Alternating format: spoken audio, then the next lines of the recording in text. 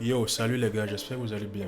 Alors aujourd'hui on se retrouve pour une nouvelle vidéo dans laquelle on va parler d'un concept assez très simple, vous le verrez même au cours de la vidéo. Il est très simple mais il vous permettra de pouvoir améliorer vos différentes prises de position, n'est-ce pas? Et de pouvoir améliorer aussi votre win rate et votre raise reward dans vos différentes positions. En fait, l'objectif c'est quoi ici? C'est de pouvoir déterminer les bonnes zones sur lesquelles on va pouvoir entrer et avoir nos différentes confirmations pour prendre nos différentes positions. Car la définition des zones elle est très importante, n'est-ce pas? Donc ce qu'on va faire dans cette vidéo, c'est de déterminer les bonnes zones sur lesquelles on va entrer, les bonnes confirmations à avoir pour pouvoir prendre position sur le marché. On va le faire, comme vous le savez, je fais toujours des explications sur TradingView et plus tôt on va aller sur le graphique, car sur les graphiques il y a plus de détails. Et ce qu'on explique, j'explique ça avec les traits et tout ça, c'est bien beau les dessins et tout, mais plus tôt on va aller sur le graphique, on va aller plus en profondeur et voir des cas pratiques de comment j'ai pu entrer grâce à cette confirmation que je vais vous apprendre dans cette vidéo. Allez, sans plus tarder, on va sur le graphique pour l'explication de cette confirmation, on ces différentes confluences à apporter à votre trading pour vous garantir un succès et booster vos résultats, n'est-ce pas? Allez, on va sur le graphique. Ici, vous avez changement de tendance, changement de caractère. Alors, ce qu'il faut déjà savoir, c'est quoi? C'est que les éléments qu'on va ajouter, que je vous conseille d'ajouter à votre trading déjà, c'est le fait de pouvoir bien analyser les différentes ordres de blocs. Ça, c'est premièrement. Le fait d'analyser, le fait de pouvoir utiliser le FIBO, n'est-ce pas? Et aussi d'analyser la structure interne. Lorsque parle de structure interne, c'est la structure directement inférieure à celle en higher time frame, non celle que vous allez utiliser en higher time frame. Peut-être si vous utilisez du H4 en higher time frame, la structure interne peut être en 15 minutes et la structure lower time frame peut être du 5 minutes. Donc ce qu'on va faire, c'est quoi? Ce qu'on va essayer d'analyser et on va aller étape par étape. Là ici nous sommes sur une structure haussière. Vous avez un low, un high, un low, un high à ce niveau. Ici vous avez la confirmation que ce point-ci c'est un point high, n'est-ce pas? Sur la définition de la structure de marché, déjà comme vous voyez le high et le low, si vous n'avez pas encore vu la vidéo sur la structure de marché, je vous invite à aller la voir. Vous allez la trouver sur le i ou alors en description, n'est-ce pas? Ici, vous avez ce choc baissier en structure interne nous montre l'essoufflement du prix et la fin de l'impulsion haussière et le début du retracement. Logique, pourquoi on a un low, on a un high? On sait que dans une structure, le marché n'évolue pas d'une direction fixe continue, alors d'un moment que ce soit haussier ou baissier continu. Le marché évolue avec des impulsions et des corrections. Donc ce qu'on a ici, c'est quoi? Une impulsion. On s'attend plausiblement à une correction qui est en train de commencer à ce niveau. Dans le retournement qu'on a ici, alors on va dire le choc qu'on a ici, c'est un choc de retracement, n'est-ce pas? C'est un choc qui marque le début du retracement baissier, n'est-ce pas? Et ce qui entame le pullback, ou alors on va encore dire retracement. Et c'est ce retracement-là qu'on a ici. Et lorsque le prix arrive au niveau d'une zone pertinente, dans cette zone de demande, ici vous voyez réaction zone pertinente, lorsqu'on a à nouveau un choc dans une structure interne, lorsque je parle de choc ici, je parle de change of character. Dans la structure interne, c'est le fait de quitter d'une structure baissière à une structure haussière. Et c'est exactement ce qu'on a eu ici. On était baissier et ensuite on passe haussier. Et là, on suppose que nous soyons en M15 ici. En H4, on est haussier. En M15, on est baissier. Et ensuite, on passe haussier, n'est-ce pas? Et regardez ce que je dis ici. Ce choc haussier après réaction sur une zone pertinente montre le réalignement avec la structure majeure dont la fin du retracement est le début de la nouvelle impulsion. Ça signifie quoi en fait? Ça signifie que lorsqu'on a eu le choc ici, ça marquait le début du retracement de toute cette hausse qu'on a eu ici. Regardez, on a eu la hausse, on a le début du retracement qui se fait avec ce choc. Et lorsqu'on arrive ici et qu'on réagit sur une zone pertinente en H4, et lorsqu'on échoue à continuer à créer des points plus bas. Mais ce qu'on fait par contre, c'est quoi? C'est qu'on refait un autre choc haussier cette fois-ci, ce qui marque la fin du retracement, donc la fin du pullback et une volonté en lower time frame d'aller rechercher une nouvelle impulsion, n'est-ce pas? Donc c'est très simple. Donc c'est exactement ce qu'on a ici. Donc on a l'impulsion, le retracement, arriver sur une zone pertinente, on a encore un nouveau changement de caractère à ce niveau, mais cette fois-ci qui se réaligne avec la structure majeure, donc avec la structure, on va dire ici, dans notre cas en H4, on a un réalignement avec la structure en H4. Donc ici on est haussier. Et ici aussi, on est haussier, n'est-ce pas? Et je tiens à préciser qu'ici, on va même le voir par la suite. Ici, le mouvement se fait dans une très très bonne zone. Une zone pertinente, comme je l'ai dit ici. Mais par contre, regardez ici. On a toujours une structure haussière, n'est-ce pas? Mais cette fois-ci, qu'est-ce qu'on a ici? Ici, on a un short. Vous l'avez remarqué, je l'ai mis en rouge. Ici, on a le début. Regardez. Lorsqu'on arrive ici, on a ceci. Ensuite, on fait le short, n'est-ce pas? Lorsqu'on fait le short, ça nous montre quoi? Ça nous montre le début du retracement, n'est-ce pas? Et lorsqu'on a le début du retracement, qu'est-ce qu'on a? On sous-entend qu'on va arriver dans cette zone ici pour potentiellement recréer une nouvelle impulsion, n'est-ce pas? Donc lorsqu'on a le début du retracement, et on sait qu'ok, comme sur cette zone, c'était une zone juste, on a notre zone pertinente à ce niveau. Arrivé sur cette zone, on s'attend potentiellement à un nouveau short en structure interne, donc en 15 minutes, pour avoir potentiellement une zone de demand sur laquelle on va venir réagir ici pour aller vers la suite, n'est-ce pas? Pour aller créer la nouvelle impulsion. Mais regardez ici, et ça fait d'erreur que la majorité des personnes font, c'est quoi? C'est que lorsqu'on arrive ici, vous voyez, on a un short. Mais ce short, il se trouve où? Il ne se trouve pas dans une zone pertinente. Et c'est en fait cette confirmation que je voulais vous montrer aujourd'hui. C'est le fait que la zone, on a certes un short, donc on a certes un changement de caractère qui se fait en M15. Mais le changement de caractère qui se fait à ce niveau n'a réagi sur aucune zone pertinente. Parce que peut-être il peut y avoir une zone ici. Mais vous allez le voir par la suite, les zones qui sont à ce niveau ne sont pas pertinentes. Parce que le retracement n'a pas encore atteint, on va dire, les 50% de notre impulsion.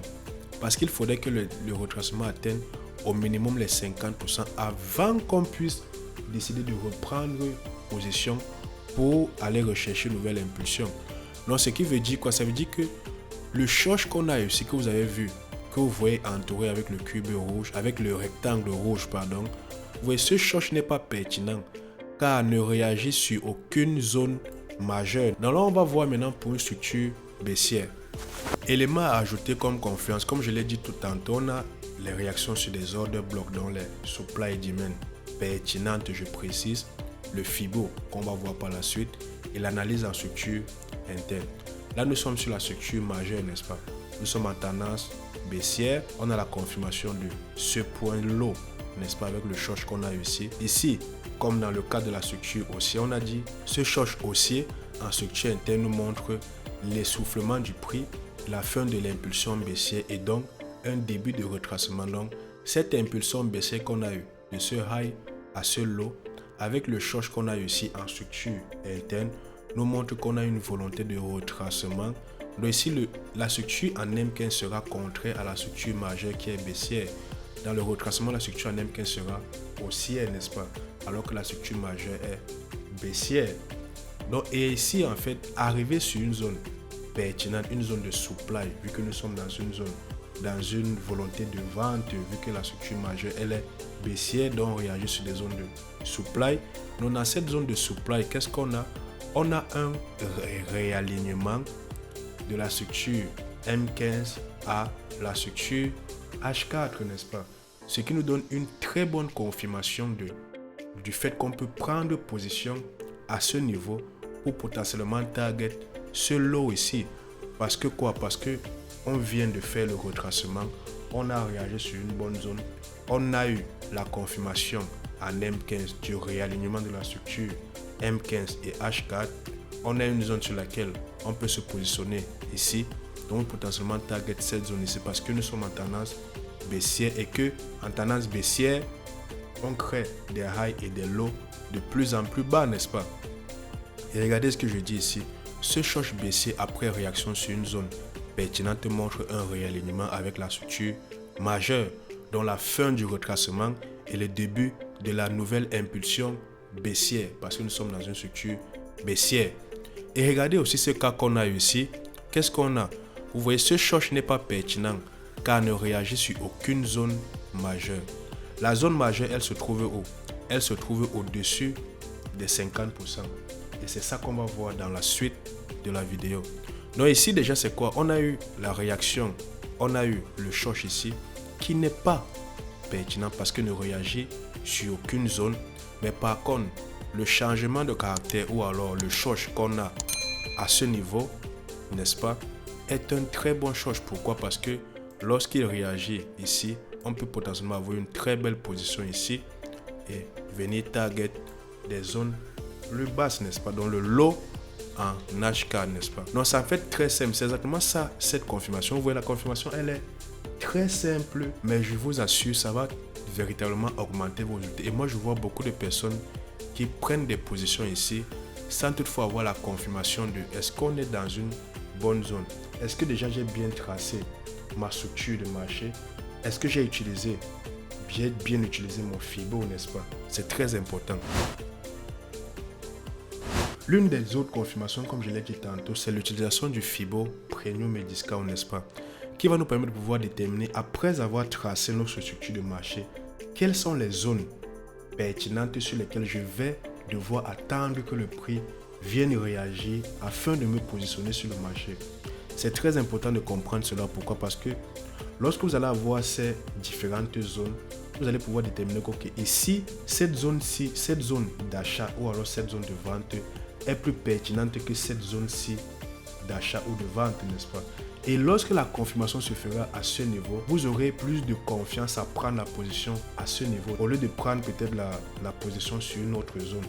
Donc en fait, le FIBO ici vous permettra de pouvoir déterminer cette zone-ci, elle est plus pertinente que celle-ci. Là, nous sommes sur une structure haussière, comme je l'ai dit ici, Premium Discount. Dans une structure haussière, vous avez, sur le FIBO, vous avez deux zones. Vous avez la zone de Premium et vous avez la zone de Discount. Et puis au milieu, vous avez l'équilibrium, n'est-ce pas? Dans une structure haussière, vous avez le low et vous avez le high. Lorsqu'on trace le FIBO, on le trace du bas vers le haut. Donc ici, on a 1 et ici, on a 0.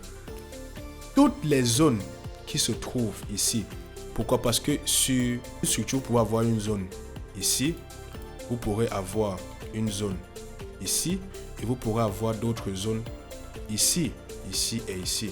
Toutes les zones qui se trouvent dans la zone de discount dans une structure haussière sont des zones qui sont bonnes pour acheter le prix.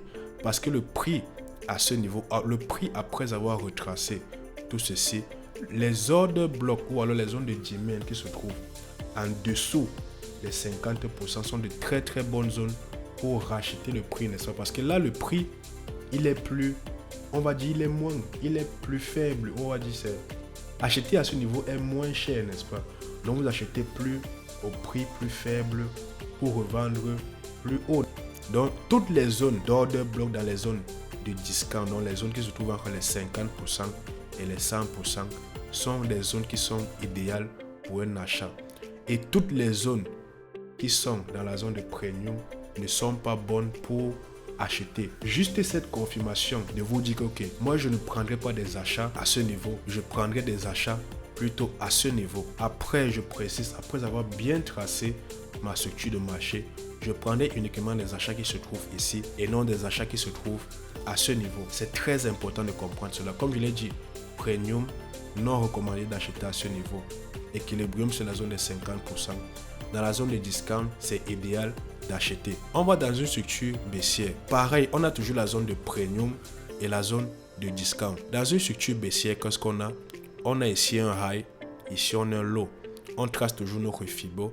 Ici, vu que la tendance elle est baissière, on trace notre FIBO du haut vers le bas, n'est-ce pas? Et ici, qu'est-ce qu'on a? Ici, on a les 50% à 100%. Vous voyez qu'ici, c'est dans la zone de premium, il est idéal d'acheter parce qu'ici, le prix est plus fort ici. Et on peut vendre à découvert à ce niveau parce que le prix est élevé. Et lorsque le prix va chuter, on pourrait engendrer de très très bons bénéfices, n'est-ce pas? Par contre, si le prix est ici, si nous sommes encore ici, le prix est encore faible, il n'est pas idéal de vendre à ce niveau, n'est-ce pas? Donc comme je l'ai dit, juste avec l'utilisation de ce FIBO pour confirmer vos différentes zones d'achat et de vente, vous permettra de pouvoir améliorer vos différentes performances sur le marché. Donc il est idéal de vendre dans les zones de premium, il est idéal d'acheter dans les zones de discount en fonction de la structure de marché qu'on a. Dans une structure haussière, il est idéal d'acheter dans les zones de discount. Et dans une structure baissière, il est idéal de vendre dans des zones de premium. Ce qui fait que si vous avez plusieurs zones de demand ou alors plusieurs zones de blocs, ici, vous savez d'ores et déjà que à ce niveau, au niveau de la premium, je vais d'abord supprimer toutes les zones qui sont là-bas. Je ne vais pas trader cette zone, ces différentes zones. Et maintenant, lorsque on va déjà retracer jusqu'à plus de 50% de mouvement haussier, là maintenant, je pourrais me dire, ok, là maintenant, dans ma zone de discount, j'ai deux zones de demand. Et sur ces zones, lorsque le prix va arriver dessus, je vais attendre ma confirmation. Et pareil pour une zone, pour une structure baissière, lorsque le prix est à ce niveau, je ne me positionne pas.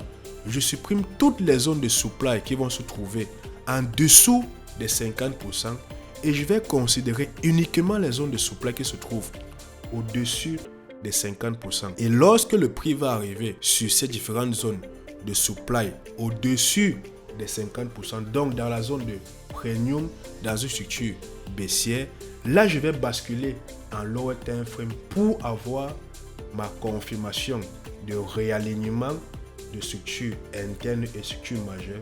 Et là, je peux prendre position. Vous voyez que c'est très simple, n'est-ce pas? Mais je vous assure que ça booste radicalement vos performances. Parce que prendre des trades ici, c'est pas... On ne dit pas que ça ne va pas... Ça peut réussir. Vous pourrez prendre des trades sur des zones de demand à ce niveau.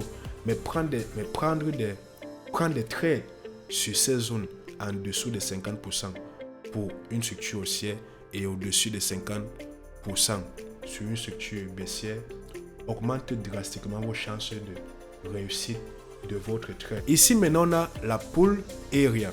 En fait la pull area c'est quoi? C'est une zone qui se situe entre, elle se trouve comme je le dis ici en premium comme en discount selon la tendance, selon le sens de la tendance. C'est une zone qui se situe entre les 61.80 et les 78.60. C'est une zone psychologique, n'est-ce pas, où le prix a tendance à se relâcher et de repartir dans le sens contraire. Ici, comme je l'ai dit, vous l'avez ici. Comme je l'ai dit, premièrement, déjà, vous avez le fait que dans une structure haussière, on achète uniquement qu'en dessous des 50%. Le fait de connaître encore la pull area vous permettra de vous dire, ok, j'ai deux zones dans ma zone de discount. Ok, et j'ai une zone qui se trouve dans ma zone de discount et qui conflue avec ma zone d'OTE ou alors avec ma zone de pull area. Donc cette zone, elle devient encore plus pertinente. Et pareil pour une zone, pour une tendance baissière. J'ai mes deux zones qui se trouvent dans une zone de premium et j'ai une d'elles qui conflue bien avec ma zone de pull area.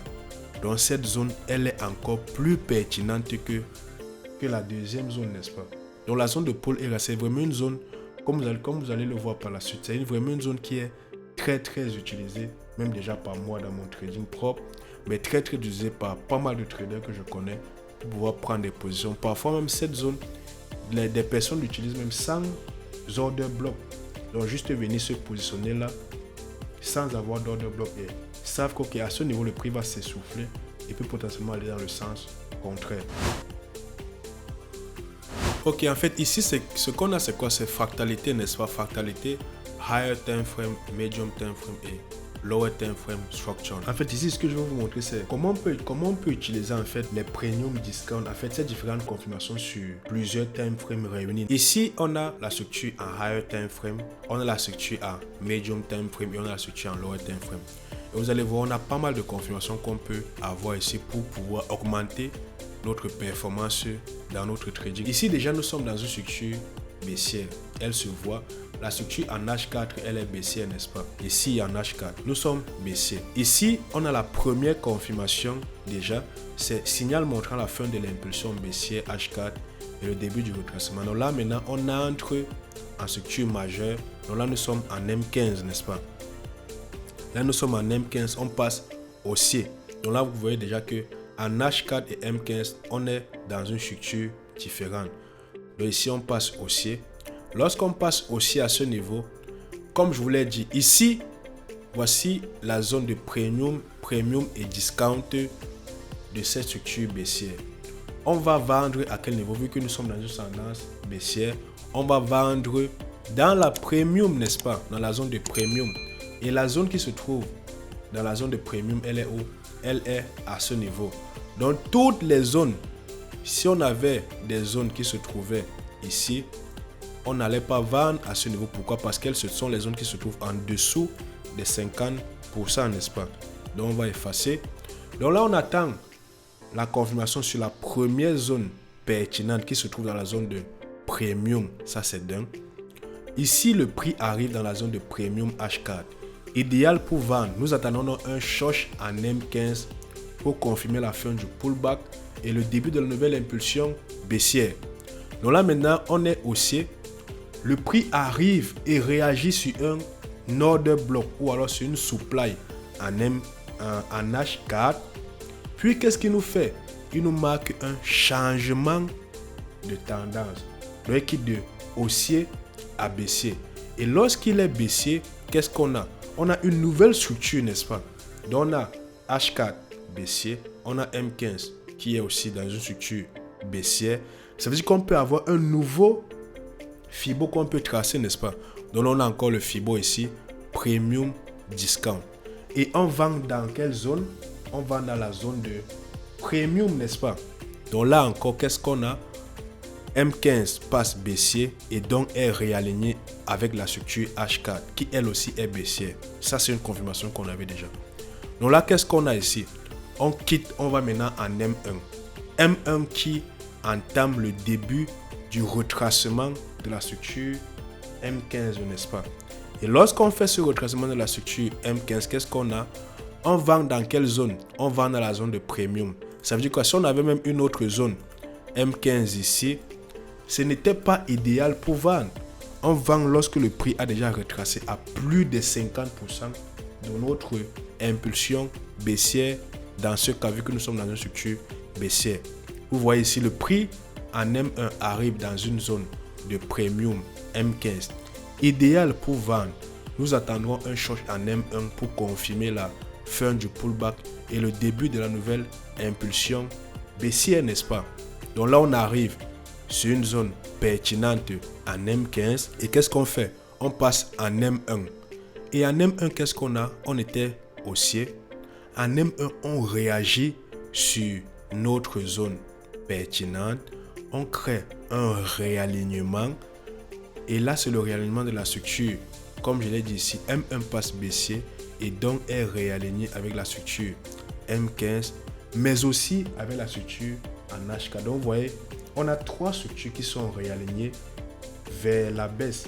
On a M1, on a M15 et on a H4. Donc, toutes les structures sont réalignées. Ce que je vais déjà préciser, c'est quoi? C'est que ici, dans cette zone, on pouvait déjà prendre position. On pouvait se positionner ici. Donc, comme je l'ai dit, on pouvait se positionner ici déjà. Vous voyez qu'on a un SL de plus de 141. On pouvait déjà aussi se positionner ici avec notre confirmation qu'on a ici.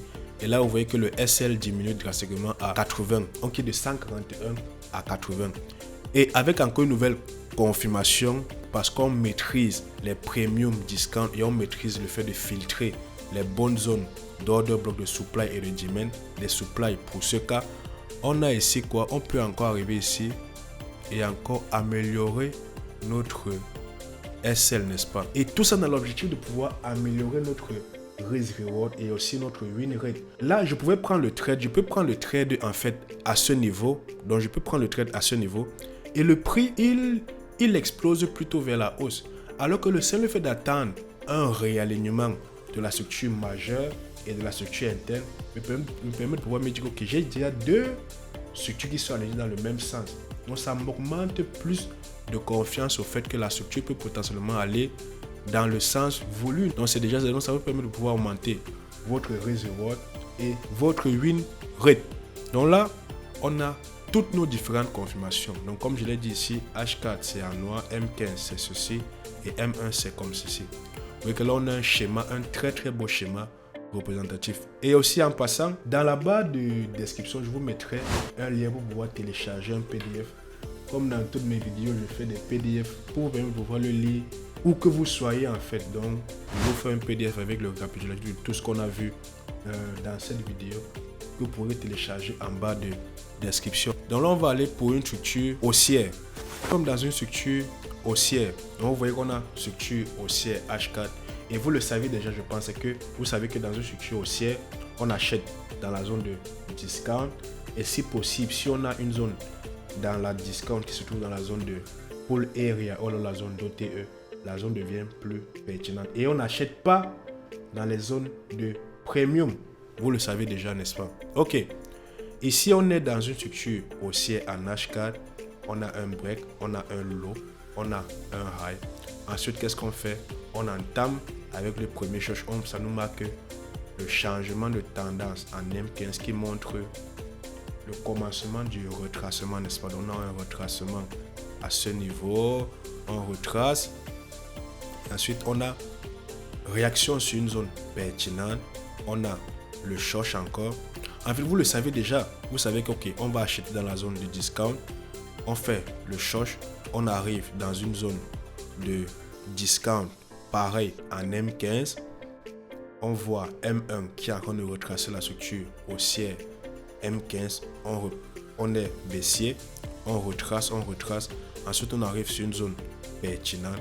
On fait encore le short en M1. Toujours haussier. Ensuite, on prend position et on va potentiellement target cette zone ici au-dessus. Pourquoi? Parce qu'en H4, on est haussier, n'est-ce pas? En M15, on est haussier avec ce short. En M1, on est haussier. Donc, on a eu les trois structures qui sont haussières, n'est-ce pas? On va pas mettre beaucoup de temps parce que ce que j'ai expliqué dans la structure baissière, c'est pareil pour ce qu'on a ici en structure haussière, n'est-ce pas?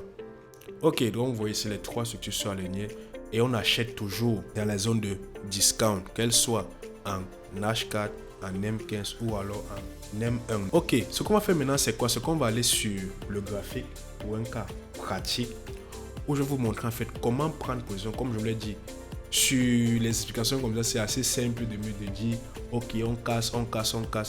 Mais sur le graphique, c'est pas compliqué. C'est pas compliqué. C'est très simple de le faire aussi sur le graphique, comme je suis en train de l'expliquer là, mais juste qu'il y a cette fois-ci, on va voir les bougies, les imbalances et toutes ces autres choses. Là, on va aller sur le graphique là, sans plus perdre de temps. Allez, go! Bon, là, on se retrouve sur le graphique, n'est-ce pas? Où j'ai pris le temps de déjà bien faire les choses pour qu'on ne perde pas de temps. Donc là, qu'est-ce qu'on a?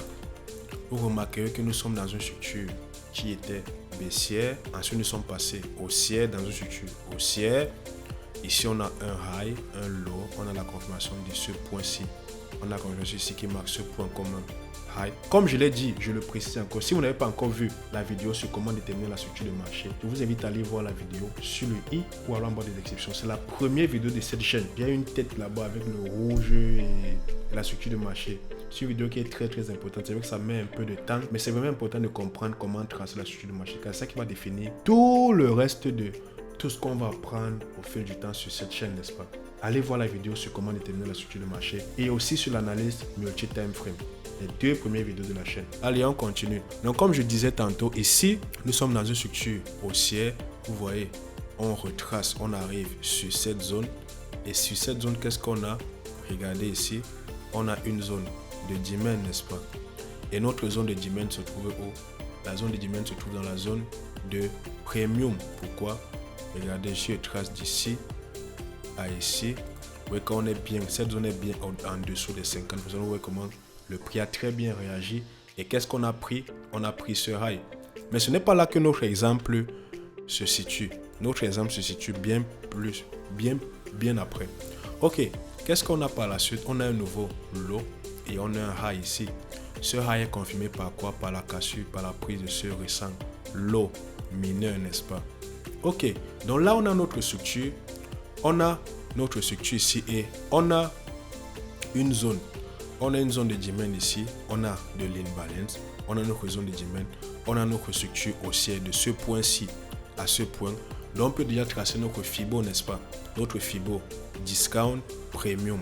On sait qu'on va acheter sur des zones de discount et ne pas acheter ici. Donc, ce qu'on va faire, c'est quoi? C'est qu'on va attendre que le prix arrive sur notre zone ici. Et en plus de ça, qu'est-ce qu'on a? on a notre zone d'OTE ici. C'est vrai que le prix ne conflue pas véritablement avec, mais le fait que l'order block a une de ses parties, on va dire à peu près 40% dans l'OTE, ça nous montre encore une certaine confirmation que cette zone, elle est encore plus pertinente, n'est-ce pas? Donc, c'est pas comme si la zone était loin ici en dessous et que l'OTE était au-dessus, n'est-ce pas? Donc, ce qu'on va faire, c'est quoi? C'est qu'on va attendre que le prix arrive ici, basculer en H4 pour voir si on peut avoir une confirmation, n'est-ce pas, de position pour potentiellement prendre un buy et aller vers le target sur high. Comme je l'ai dit, on trace notre structure, on a certaines zones. La chance qu'on a, c'est qu'on a une seule zone, n'est-ce pas? Donc target, on prend uniquement cette zone de discount et lorsqu'on arrive sur cette zone qui se trouve dans une zone de discount, comme je l'ai dit, on atteint une confirmation en H4 parce que là nous sommes en daily et en H4 on prend position. Et ici j'ai dit quoi? Zone de demand daily se trouvant dans une zone de discount et en plus dans la pull area ou alors OTE.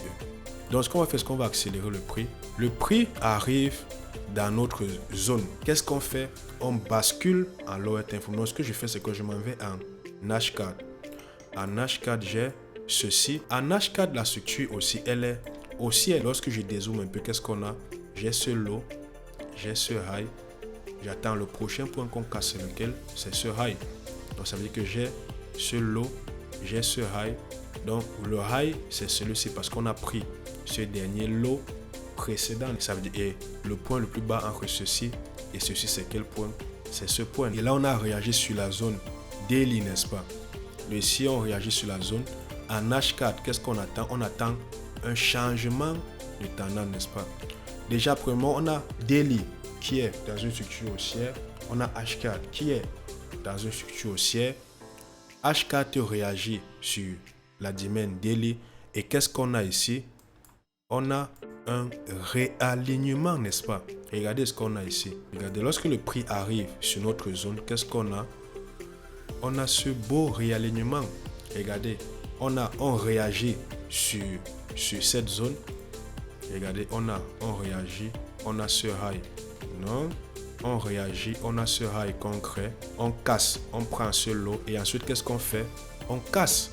Donc, on a un shosh à ce niveau. Et lorsqu'on a le shosh, qu'est-ce qu'on a par la suite? On a cette zone, cette magnifique zone de demand qui est créée, n'est-ce pas? Et lorsque cette zone de demand est créée, qu'est-ce qu'on a? On a de l'imbalance ici. Donc, on peut potentiellement se positionner ici, se protéger ici. Et target quoi? Target notre zone daily. Pourquoi notre zone daily? Parce que c'est ça qui est notre objectif principal. Parce que la structure daily, elle est haussière. Donc, lorsqu'on a nos confirmations, c'est pour target ce high-là, cet objectif qui était le high daily. Pourquoi? Parce que si on filtre nos différentes zones, on raffine, on essaie d'améliorer notre SL, on essaie d'améliorer nos différentes confirmations. C'est pour augmenter notre risk reward et augmenter nos chances de pouvoir avoir un joli trade. Donc là, qu'est-ce qu'on a? Après la confirmation de ceci comme le shosh, on a encore notre Fibo. Donc on a ce point low, on a ce point high. Et ici, on sait qu'on achète dans des zones de discount. Et regardez la particularité qu'on a, c'est que cette zone de demand se trouve où? Se trouve net dans la zone d'OTE, dans notre zone de pull area. Et qu'est-ce qu'on a ici? On va avancer le prix. Le prix arrive dans notre zone, dans une très très bonne zone. Et là, on peut potentiellement aussi acheter. Mais ce qu'on va faire, c'est qu'on va encore rajouter une nouvelle confluence à ce niveau. On va bâtir en M15 pour essayer de voir est-ce qu'on aurait pu encore améliorer notre SL pour augmenter notre risk reward. À ce niveau, on a un risk reward de 7.8 qui est déjà nickel. Mais si on restait en daily, regardez, si je reste ici en daily et que je décide de prendre la position ici et je me protège sur ce lot, j'ai un risk reward de 2.46. Donc je vais mettre ici 2.46. Non, je vais mettre 2.46 R, n'est-ce pas? Donc on va effacer, on sait qu'on a 2.46 R. On revient en H4. En H4, on a quoi? On a 7.8. Le fait déjà d'attendre qu'on arrive sur la bonne zone, sur la pull area, et qu'on fasse un shosh en tendance, en structure interne ou alors structure médium, parce qu'en daily, on est majeur, en H4, on est dans la médium, dans le moyen. Et puis lorsqu'on va aller en M15, vous voyez qu'on va améliorer encore notre risk reward. Ici, nous sommes sur un risk reward de, on va dire, j'ai pas bien vu, 7.8. Ici, on a 7.8 R, n'est-ce pas? Ok, là, on a 7.8. Là, on va encore, ce qu'on va faire, c'est qu'on va basculer en M15. On va en M15. Qu'est-ce qu'on a ici en M15? Regardez, le prix en M15, on est haut. Regardez, et on est toujours haussier. Regardez, on a ça, ça, ça, ça, ça. On casse. Et voici le high parce qu'on a confirmation. On a la confirmation avec la prise de ce lot mineur. Et là, on est haut. On est dans la zone d'OTE en question sur laquelle on vient de réagir, n'est-ce pas? Là, nous sommes en M15. On réagit sur la zone d'OTE en H4 qu'on avait. Et là, qu'est-ce qu'on a? Donc, je vais déjà avancer. Si on a la première confirmation ici, n'est-ce pas? On pourrait potentiellement prendre position ici et mettre notre SL à ce niveau, n'est-ce pas? Ou alors à ce niveau. Mais ici, regardez ce qu'on a eu. Regardez. Ici, on a eu un SL. On a eu un SL, mais qu'est-ce qu'on remarque? On remarque que nous sommes toujours dans la zone de premium. Nous sommes toujours dans la zone de discount et on est toujours dans la zone H4, n'est-ce pas? Qu'est-ce qui était dans l'OTE? Donc, qu'est-ce qu'on a? On attend une nouvelle confirmation. On attend une nouvelle confirmation pour pouvoir se positionner. Et qu'est-ce que le prix nous fait? Vous voyez qu'on a un low, un high, on casse. Mais là, nous sommes toujours dans notre zone en H4. Et on est toujours dans notre zone en H4 et notre zone en M15. Lorsqu'on casse comme ceci, qu'est-ce qu'on a? On a un high, un low. On attend qu'on prenne ce high ici pour montrer vraiment la volonté d'aller vers le haut. Parce que, regardez, M15, la structure est haussière. H4, la structure est haussière. Daily, la structure est haussière. Donc moi, j'attends en structure mineure ici une volonté de continuation, un réalignement en fait. Et qu'est-ce qu'on a par la suite? Regardez. On va accélérer. Bim. Regardez ce qu'on a. Vous voyez qu'on a quoi? On a la prise de ce high, n'est-ce pas?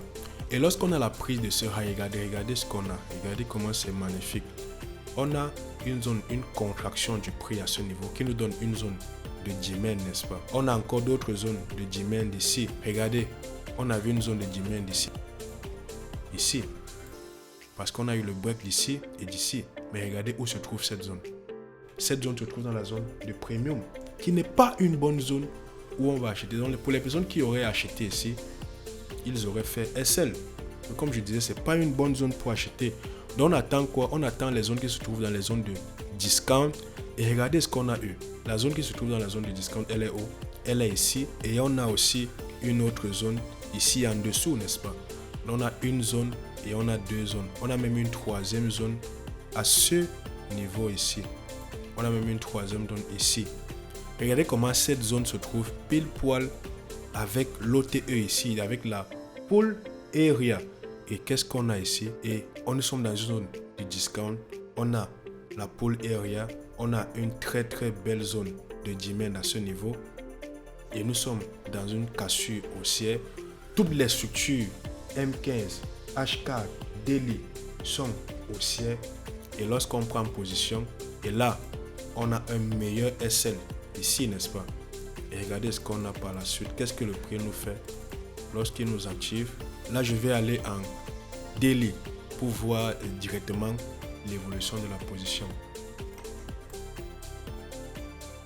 Donc là, je balance. Ok. Et regardez ce qu'on a eu. Là, on a TP. Le prix a très bien réagi sur cette zone et on a TP. Et en H4, qu'est-ce qu'on a comme résultat? En H4, on a ceci, n'est-ce pas? On a tout ce trade-ci qui s'est exécuté. Et on a une très très belle performance de 7,8 R, qui est déjà une très très belle performance. Mais le fait d'avoir encore attendu une nouvelle confluence, une nouvelle confirmation en M15, nous a ramené un RR de combien? Nous a ramené un risk reward de On va le voir ici. Regardez comment la position elle est gigantesque. Donc là, on a eu un R1 réservoir de 13.22, n'est-ce pas? Donc, regardez ce qu'on a ici. Juste. Et ça, c'est juste avec le fait de connaître, déterminer les bonnes zones, dans les différentes configurations que je vous apprends dans cette vidéo, déterminer les bonnes zones, les zones de demand qui se trouvent dans les zones de discount, les zones de supply qui se trouvent dans les zones de premium, ou le fait d'avoir une zone dans une zone de premium ou discount qui conflue encore avec la zone de pole area, le fait d'avoir la confirmation dans une structure interne ou alors majeure ou alors plutôt mineur en lower time frame, à higher time frame ou à medium time frame. Non, pas higher time frame, parce que le higher time frame, on n'attend pas la confirmation chez elle. On attend la confirmation dans les zones plus petites. Donc c'est ça en fait, c'est de pouvoir déterminer toutes ces différentes confirmations-là. Et c'est ça qui fait en sorte qu'on a des résultats comme ceci. Vous voyez que c'est très simple, n'est-ce pas? Mais le fait de pratiquer. Et pour mieux faire ceci, comme je l'ai dit, regardez la vidéo sur la structure de marché, regardez la vidéo sur l'analyse multi-time frame et regardez encore cette vidéo. Plus tard sur la chaîne, je vais sortir pas mal d'autres vidéos et je pense que ça vous fera une formation complète qui pourra vous rendre rentable gratuitement sur YouTube. Alors, c'était tout pour cette vidéo. Comme je l'ai dit, le seul fait d'utiliser toutes ces différentes configurations nous a permis de pouvoir améliorer notre risk reward, ce qui nous donne plus de confirmation sur nos différents trades, n'est-ce pas? Ici, on a 13 R, ici, on a 7 R, ici, on a 7 et en daily, on a je crois 2,46, n'est-ce pas? Vous voyez que c'est vraiment de très très belles performances, n'est-ce pas? Et juste ceci avec le fait d'analyser premium, discount, le FIBO, déterminer les bonnes zones, attendre surtout que le prix arrive sur les bonnes zones avant d'avoir nos différentes confirmations. Donc c'était tout pour cette vidéo. N'hésitez pas à la revoir à plusieurs fois. N'hésitez pas à partager cette vidéo à des personnes qui pourraient aimer ce contenu. N'hésitez pas à vous abonner. Abonne-toi. Toi qui regardes cette vidéo, abonne-toi. Abonne-toi. Et si vous appréciez le contenu que je fais, n'hésitez pas à me laisser des commentaires. Abonnez-vous. Parce qu'il y a pas mal de bonnes choses qui arrivent sur la chaîne. Allez, moi je vous dis à plus. Passez une excellente soirée au journal en fonction de laquelle vous regardez cette vidéo. Allez, peace.